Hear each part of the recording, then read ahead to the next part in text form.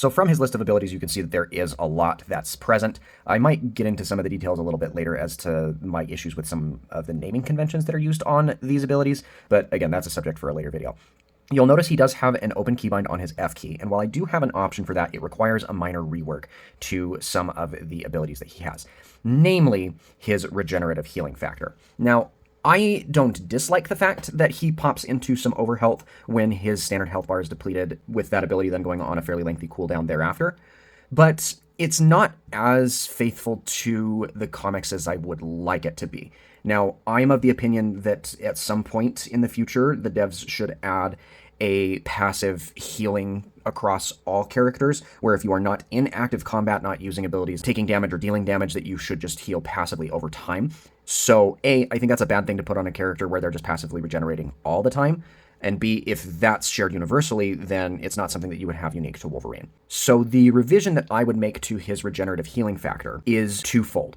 One, I think it should still be a passive, but I think it should be tethered to this other ability that he's given. In my brain, the way that this works is you put an option on his F keybind that works with one of two different resources. One is his Berserker Rage, or that meter that builds as he is taking damage and dealing damage to enemies. And the other is the health that he does get when he drops to 0 hit points before it then goes on that long cooldown.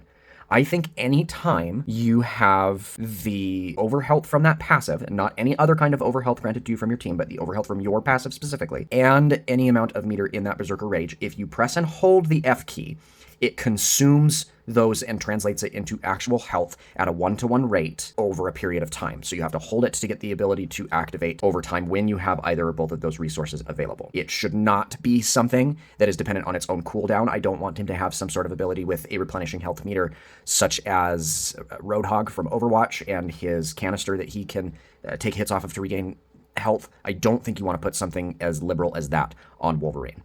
But I think this other revision makes it a little more true to the character and how that would factor in. While admittedly it should be something that happens passively all the time, that's just way too powerful of an ability to put in the game as a 1-to-1 translation. And I think that this method allows him to do something with those meters and those resources, either in the heat of battle by making a decision to sacrifice some of that damage that you could be dealing to give yourself some more sustain, or have something to do with those meters and resources when you are no longer in an active combat situation. But what do you think? Is there a different change that you would like to see made to a Wolverine? I know that's one that I've thought of for a considerable amount of time, and one of the thought processes that I've had that's inspired this entire series.